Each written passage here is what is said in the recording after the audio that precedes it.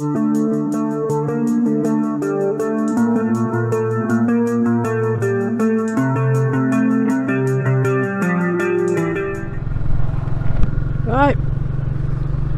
morning all. Just out for a quickie today. I've got a fair bit on today, so what I thought we'd do today is I do a long-term owner's review. So I bought, well, yeah, I've had Clementine now for what, about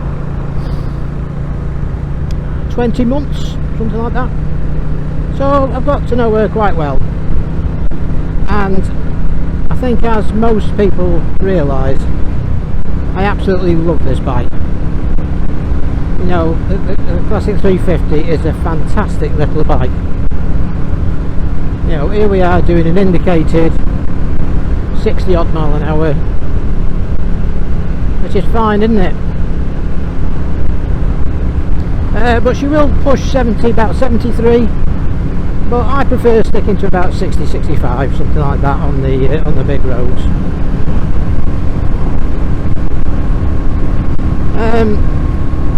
Now she'll go up and down any way you want. When I say that, I mean I do some pretty serious lanes and roads in the Lake District, Yorkshire Dales, and even Wales. And she has no trouble getting up. Is it 25% they show it now? Is that 1 in 4? Even from a standing start, you know. Stick it in first gear and away she go. Pulls up those hills, no problem whatsoever.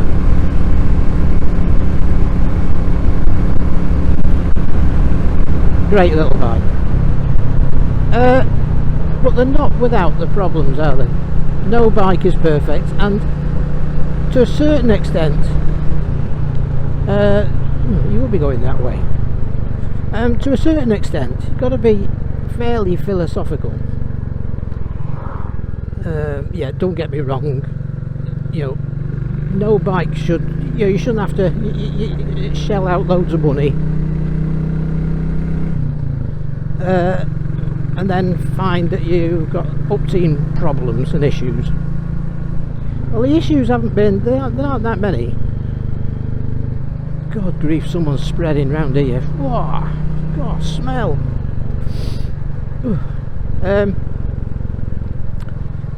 Now, the main issue a lot of people have encountered is the speedo,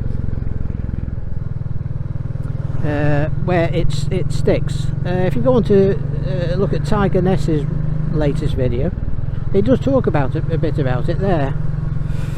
He's had a replacement, or he's bought a replacement, and looking at sort of like ways how he could possibly repair it should it go again. Now, when mine went, it was last August, and I ordered one under warranty, and I still haven't got it. But I could have had a like-for-like replacement, but I didn't see the point, because all it's going to do is do it again and again and again. But I had heard that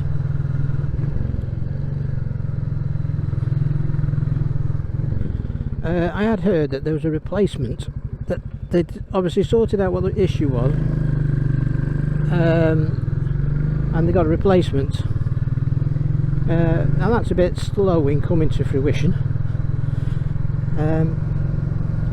but it doesn't overly bother me, because what I did was I got one of these. It's switch it on, there you go. It's a bicycle speedo. It works off GPS. I can't remember how much it was. It wasn't a lot. It was on Amazon. And yeah, okay, you shouldn't have to do it, should you? But it's always there as a backup. And the original speedo only tends to fail when it's got really hot weather.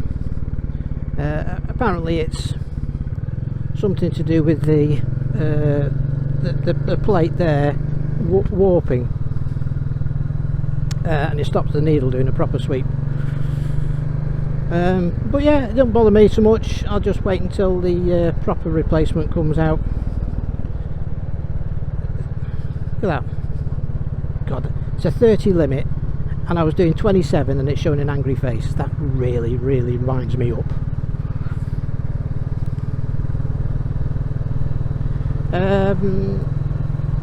Yeah, so the Speedo issue is an issue. They know about it and they are working on it apparently, although it's a bit slow coming.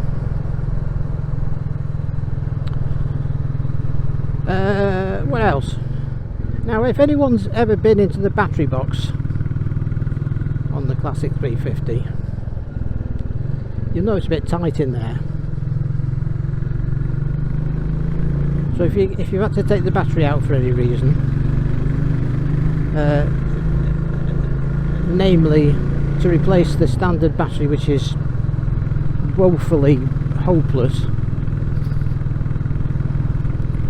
So I've got a right hand turn I need to take up here somewhere. Yeah, so the battery strap, the retaining strap, I know this is going to sound stupid, but anyone that's been in there will feel my pain on this. Is it here to here? This is quite a steep hill there. Give you an example of what she's like.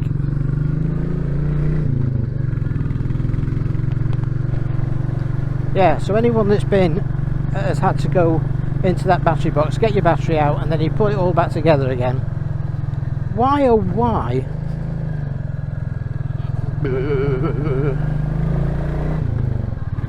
Why didn't they put the strap onto a accessible point, or even better still, put the bloody, when the strap comes out, make it a fixed thing so it can't come off.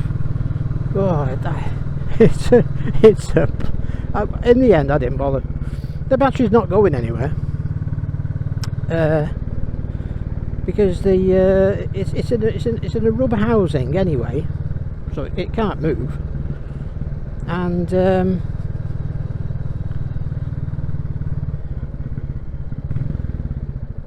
just pull in here a minute. Lovely, isn't it?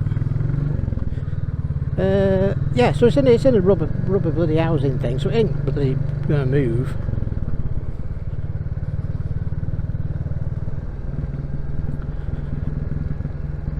But like I say, I didn't bother in the end. After, I mean, I've had the thing in and out so many times because my battery failed. So I'm going to pull in here now, just take a photo. The thumbnail.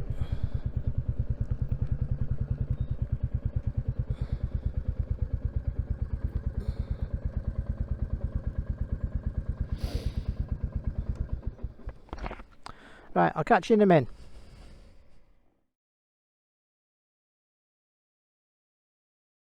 Right, what I thought I'd do is just show you in here. Now, there's the battery box, and then right down the back of there is where the strap goes on, and it's a bloody pain because obviously you can take all this out and put it on one side and everything, but even then, and then you've got the other bit is right in there. It's ridiculous, honestly. So anyway, it's not going to go anywhere. It's crammed in that tight. So while we're here, my main bugbear is the quality of the spokes. Now on my Interceptor 650, it was fitted with stainless spokes, and these aren't. These are like mild steel or whatever they are. Let's let this car go past. Yeah, and they just scab up. I mean, look at them. You know, I'm quite pedantic about keeping my bike clean, and these things, oh, they're terrible. They really are. And that is my biggest gripe with the Classic 350. Everything else I can live with, but those spokes. And I'm not alone on this. There are lots of other people that are saying the same. How do we get the spokes up? How do we clean this? How do we clean it? You can't do anything with them. Unlike on the, you see, I mean, there's no gunge on that. As you can just see, trying to get the camera to focus. It's just tarnishing. The front ain't quite as bad, but you see they're starting to go as well. There's no actual gunge on them. It's just deteriorating, and I've wiped them over with all sorts of things. I've wiped them over with Scott oiler and all the stuff I wiped the rest of the bike over with. So the car go past. You think you come to a quiet spot. Anyway, so the rest of it though, you know, like the quality of the alloy, I have done cleaning review or my version of how I keep it clean and everything, so the alloy is actually not too bad. I mean, these want buffing up a little bit more now, but bearing in mind that the bike's done 2 winters and ridden through 2 winters, you know, it's not bad, is it? Yeah, it wants buffing up a little bit, but you know, and the frame, there's no rust anywhere. You know, I mean, some of the fixtures and fittings, like here, you can see this, there's a bit of rust coming up on that, but all these little bits of the fasteners, they're a bit cheap. Look, you know, we know they've got to cut corners somewhere, and it is in the quality of the fasteners, unfortunately. But apart from that, you know, she don't look bad, does she? I've changed the headlight bulb and I've changed the side light bulbs to the LED type, and yes, the headlight won't give the right type of beam as a normal bulb will, because there's, I don't know if you can see the LEDs, but the headlight would still be damn sight better than the bikes I rode in the 1980s, so whatever. Oh, the other thing to consider is the side stand. The foot just isn't very big at all, so you know, if you're parking up on muddy ground or whatever, you've got to be really careful where you put your bike, because that will just sink. Putting on the centre stand's an absolute doddle, piece of cake, you know, so yeah, right. Ooh. Let's get back on. Right, back again. I just briefly mentioned the centre stand. To put it on the centre stand is an absolute doddle. Just got the handle there, just rest your foot on it, job done. Don't get any easier than that.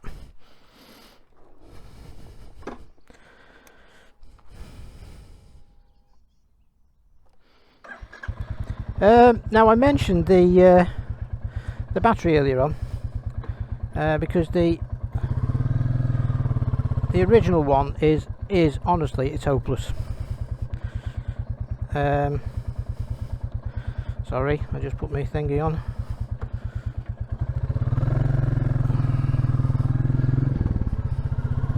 So I replaced mine with a USA, and I've not had any problems since.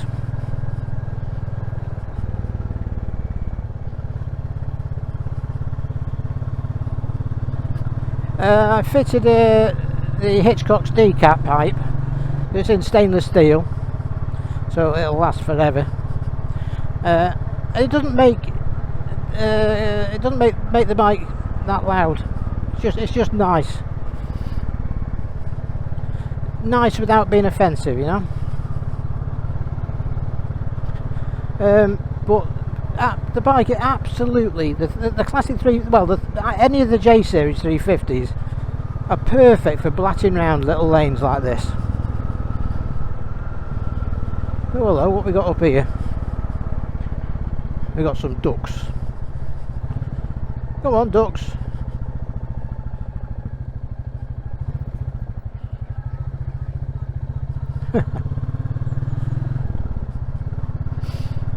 Yeah, perfect bike for going around little lanes, you know. Don't get me wrong, it'll do the A roads and B roads just fine, and motorways, dual garageways, but this is where the J series platform's in its element, really.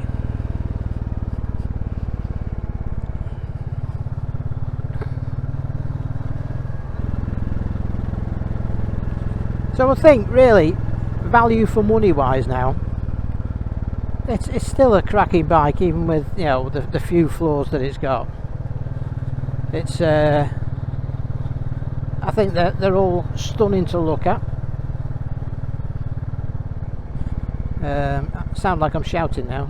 I'm trying not to shout. Yeah, they're stunning to look at, and they sound great. Service intervals, well, I think the first service is at 300 miles, and then I think it's at 600 miles, isn't it, in intervals, or 6 months or something. I just tend to get mine done annually because I'm not putting in massive mileage. I don't know what it is. Have a look at the book, have a look online.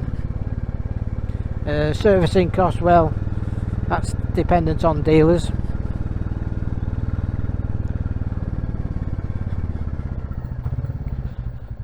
Let's take a left here.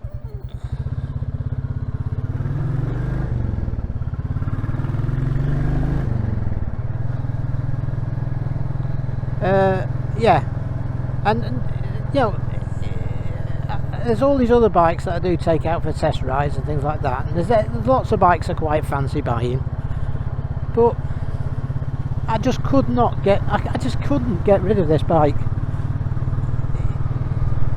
You know, it's like the rear spokes, yeah, they annoy me. But rather than sort of move it on, it's like trying to come up with a solution. What's this joker on? You know, trying to come up with an answer. Now you can get alloy wheels for them, and they look good, but I don't know, I just don't think they look quite as good as the spoke wheels. Then you could just get the spoke wheels, get them re-spoked, but you're talking pretty big money there. There is one chap that I know of that's he's on one of the Facebook groups. Sorry mate, I can't remember your name. And he's having his done, so hopefully he'll let us know how much it costs. It's just a shame that Royal Enfield just didn't spend that little bit more on having the spokes in stainless.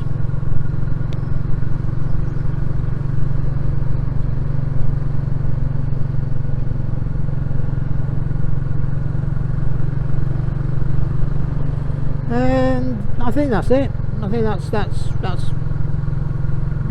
no other, I can't think of any other negatives really. But yeah, I mentioned the speedo, that bloody battery thing, which isn't an issue, is it? It's just an annoyance. The spokes, battery itself, yeah, the battery, that they shouldn't put something that rubbish on.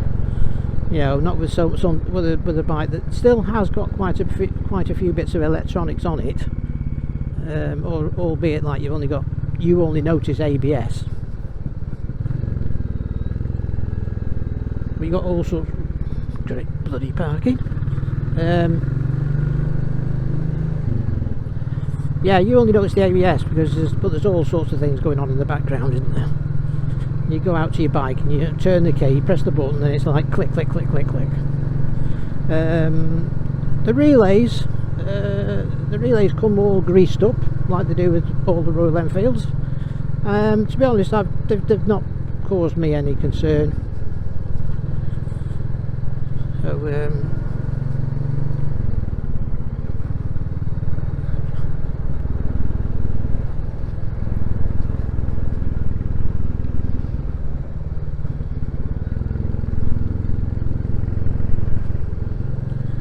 yeah, so we've done kind of done a loop here, haven't we? Without knowing it. Brakes fine. Back brakes really good, actually. You know, for those moments you're going downhill on a gravelly road and you don't want to grab a handful of front brake, it's nice to know that you have got a rear brake you can rely on. Right, let's go down here.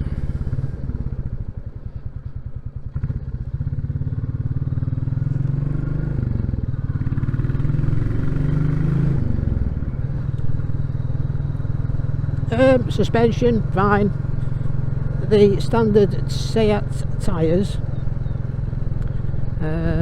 some people complain about them. I don't think there's anything wrong with them whatsoever. They're quite utilitarian looking, but they do the job. Yeah, brilliant little bike. So I think that pretty much wraps this up, really.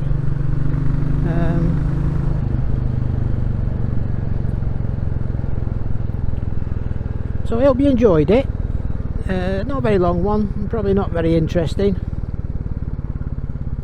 but I did think it was about time I did a, if you like, a warts and all review, because as the Missenden Flyer keeps reminding us, no bike's perfect. But for the money,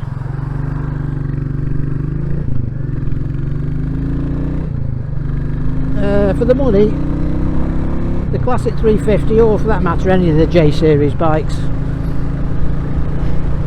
you can't go far wrong, can you? And it doesn't take 3 days to get up to 60.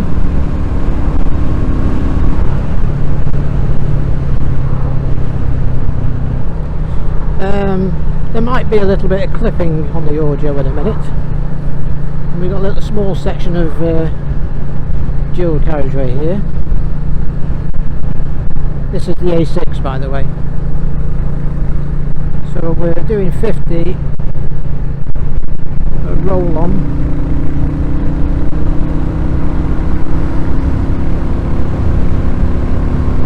60.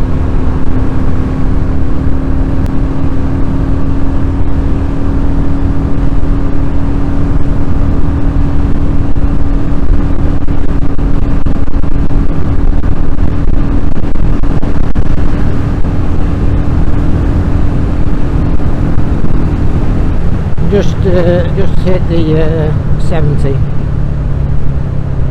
They'll do it.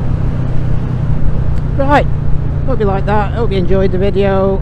Please like, comment, subscribe, and we'll see you on the next one. Bye now.